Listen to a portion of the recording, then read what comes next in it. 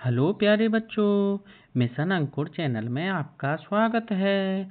आज हम गणित का करेंगे सप्ताह 1 दिवस 5। समझ में आया बच्चों? चलो तो शुरू करते हैं। हमारा पहला प्रश्न है, सही जोड़ी मिलाइए। आपको पता है सब बच्चों को कि बांटने को क्या कहते हैं गणित में? क्या कहते हैं? भाग जाना? नहीं, बांटने को कहते हैं भाग। क्या कहते हैं? भाग।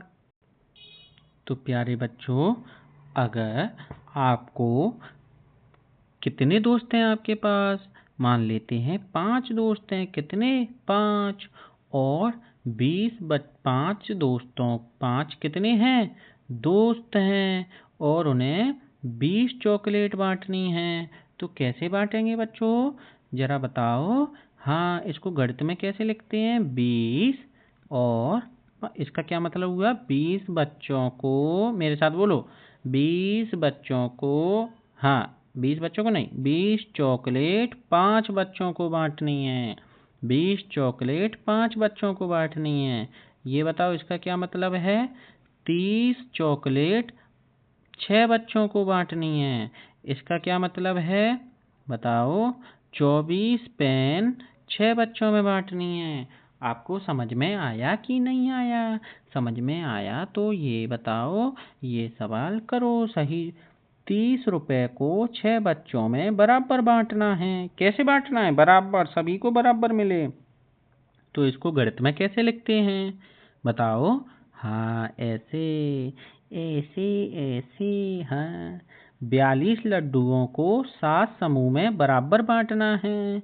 बताओ, 7 समूह में। कभी आप एक एक करके बांटते हो, ऐसे ऐसे ऐसे दोस्तों को बांटते हैं।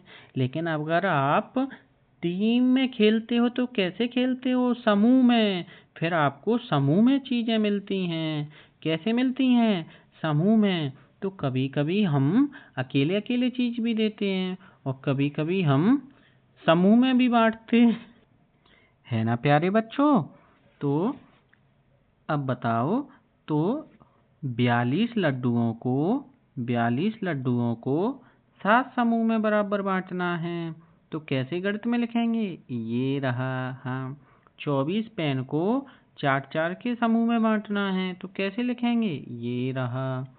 36 रोटियों को 9 प्लेटों में बराबर रखना है। कैसे लिखेंगे? ये रहा। शाबाश, आप सभी बच्चों की जोड़ियां मिल गई होंगी।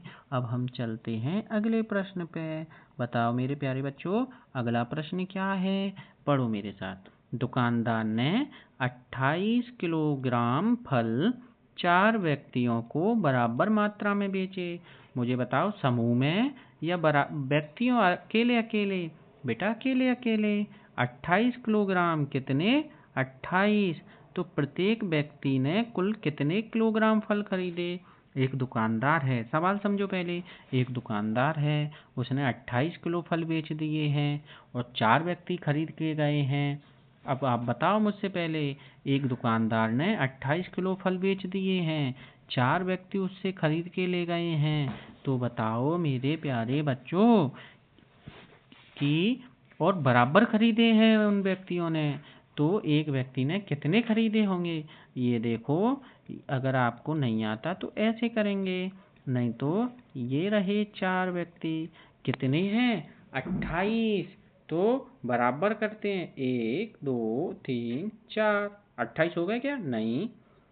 5 6 7 8 9 10 11 12 13 14 15 16 17 18 19 20 21 22 23 24 25 26 27 28। देखो, हो गए क्या बराबर? 28 तक जाना था, हो गए बराबर। हाँ, तो एक को कितने मिले? 1 2 3 4 5 6 7। इसको भी गिनो, 1 2 3 4 5 6 7। इसको भी 7, इसको भी 7। इसको गिनो, 1 2 3 4 5 6 7। इसको गिनो, 1 2 3 4 5 6 7। अरे ये तो सभी को मिल गए। तो एक व्यक्ति को कितने मिले? 7 7 किलो खरीदे। इसको गणित में कैसे लिखते हैं, कोई बताएगा? हाँ, इसका मतलब हुआ 28 किलो कितने लोगों में बांटना है? 4। तो 4 को 1 में बांटेंगे तो 4 एकम 4, 4 दूनी 8, 4 तिया 12, 4 चक 16, 4 पंजा 20, 4 छंग 24, 4 सत्त 28। है ना बच्चों? 4 अगर एक एक ले गया था तो कितने? 4, 4 दो दो तो 8, 4। समझ में आया? हाँ। अब बताओ ये क्या है? 15 चॉकलेट 3 लोगों में बांटनी है, तो बताओ एक को कितनी मिलेगी? बराबर बांटनी है। कैसे बांटेंगे? बराबर। अब हम क्या करेंगे? ये वाला प्रश्न करेंगे, प्रश्न नंबर 3। है ना बच्चों? चलो करो।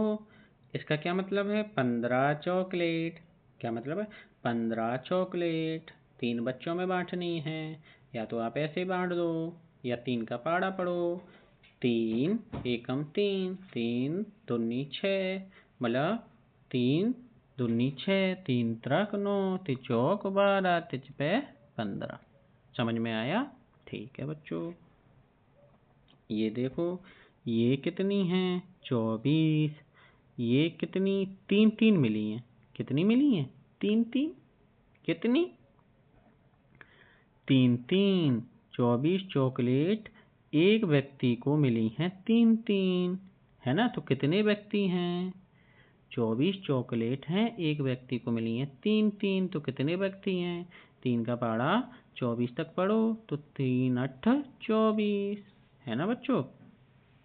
ये देखो, ये 9 लोगों में बांटनी है और एक व्यक्ति को 7 मिलेंगी। ये 9 लोगों में बांटनी है, एक व्यक्ति को 7 मिलेंगी, तो कितनी चॉकलेट चाहिए बताओ? ये ध्यान रखना, यहाँ क्या पूरी चॉकलेट होती हैं, तो आप सोच के बताओ।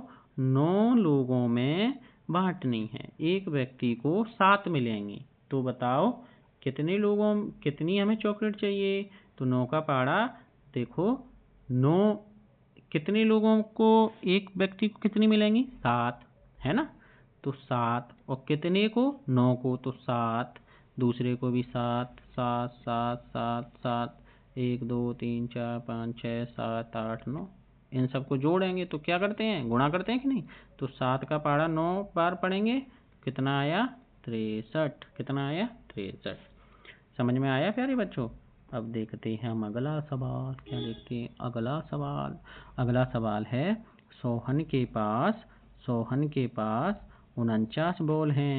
उसे एक बॉक्स में 7 बॉल रखना है, तो उसे कितने बॉक्स की आवश्यकता होगी? चलो बॉक्स बनाओ। है ना बच्चों? और इसमें 7 रख दो। कितनी रख दी? 7। दूसरे बॉक्स में भी 7 रखो, तीसरे में भी 7 रखो, चौथे में भी 7 रखो, पांचवे में भी 7 रखो, छठवे में भी 7 रखो।